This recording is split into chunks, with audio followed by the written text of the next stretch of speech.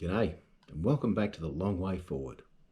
In the last podcast, I spoke about how direction in life is influenced by what you stand for, and how decisions are so much easier when you know what that is.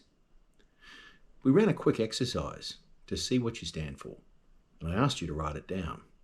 But here's the thing, depending on where you're at in life, you may have been able to find several things that align, things that you stand for, things that, know it or not, you use to make your decisions. Maybe though, if you're like me when I was still working out who I was, you can't find 5. Maybe you only found 1.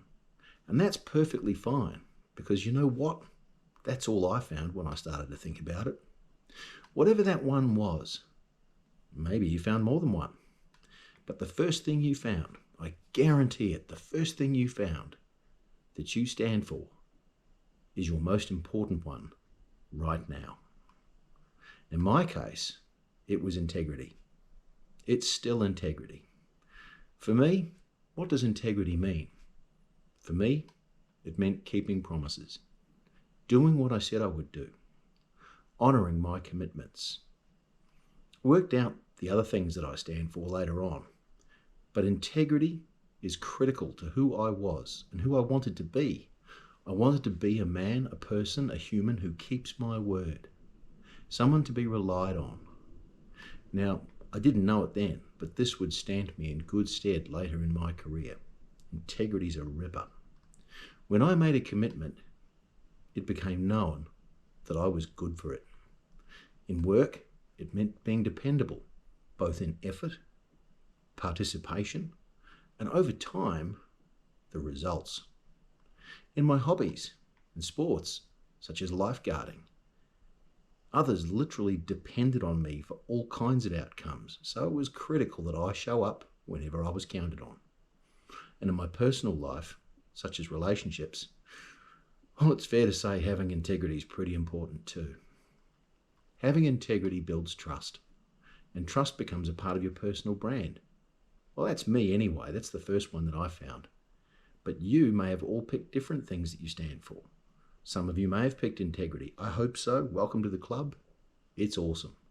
But there are other equally significant values that you can stand for. Let's have a think about some of them. I'm going to discuss now some of the bigger ones, some of the more ones that I encounter more frequently, and what they might deliver you if you pick them and you apply them. Ready to dive in? My favourite, the first one is probably excellence. Some people stand for excellence, not perfection, not ever making mistakes. Excellence simply means choosing to do things well, even when no one's watching. Here's a real-world example. If you imagine somebody working in a role where the minimum standard would probably be accepted, most people, not most, some people do just enough to get by. It's called minimum possible effort. But if you stand for excellence, you naturally go further. It's in the core of your soul. It's what you stand for, excellence. You check your work. You improve the process. You look for a better way. You leave things better than you found them. And over time, people notice that. Not because you tell them, but because quality speaks for itself. The long-term benefit of excellence? Well, it creates trust in your capability. People begin to assume that if your name is on something, it's going to be good. That leads to bigger opportunities and more responsibility, and often progression, simply because you've built a reputation for quality. Excellence is an awesome one to pick if you picked excellence. And here's one that's close to my soul. The second one, compassion. Now, some people stand for compassion, and to those people, I salute you. It's written into a lot of what I do. This one is often underestimated when it comes into performance conversations. Sometimes people mistake compassion for weakness. I assure you, compassion is not weakness. Compassion is understanding. It's empathy. Think about a workplace where pressure is high and deadlines are tight. Everyone's so focused on outcomes. But if you're a compassionate person, you'll notice when someone's struggling. You'll ask questions around why instead of assuming. And you adjust your approach to people without lowering standards. You aim for results, but you don't lose sight of the human beings involved. And I tell you what, compassion delivers results on par, if not more so, than excellence. You're developing teams. Compassion builds strong relationships, and relationships create strong teams. People are more willing to work with you, support you, and follow your leadership because they feel understood, not just managed, not just a number. There's a leadership characteristic associated with compassion that we'll dive into later, but for now, we'll leave compassion as an awesome value because over the long term, compassion creates influence that doesn't rely on authority or rank. Another popular value that people choose as something they stand for is service. Some people stand for service. And what this means is they think beyond themselves.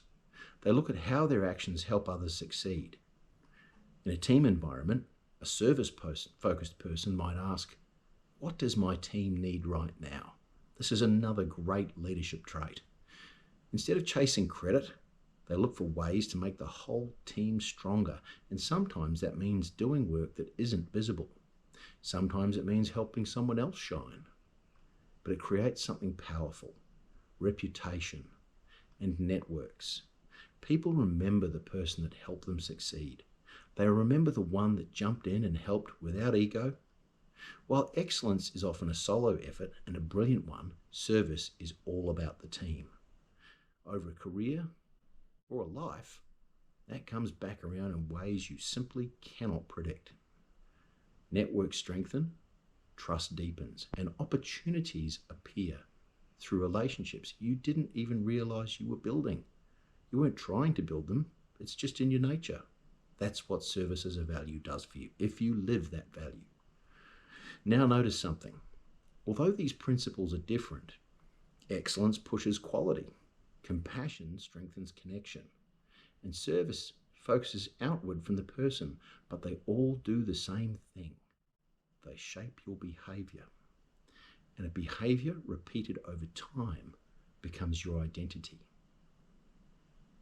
Now remember, you don't need to choose the best principle. There is no such thing. You just need to choose the one that feels true for you right now. The one you can live. Because living one principle consistently is far more powerful than claiming or quoting 5 or 10 that you don't have, you don't apply. And here's the interesting part. Once you start living, as I do, even one principle consistently, decisions become very simple. You don't have to negotiate with yourself so much because you've got a frame of reference. You become clearer, more stable, and more predictable. But it's a good thing. People know where they stand with you, and they're calmer in their treating with you. And that is where growth and momentum really starts. So I put it to you. Pick one principle. If you've got 5, great. But if you haven't and you've got one, pick that one. Live it consistently. Let it shape your choices. Apply it to your decision-making process. Because over time, your choices shape who you become. This is the long way forward. And the long way is built one choice and one principle at a time. Thanks for stopping by my podcast. If you enjoy listening to me banging on about principles and the odd bad dad joke, by all means, subscribe. Hope to see you again on another episode of The Long Way Forward.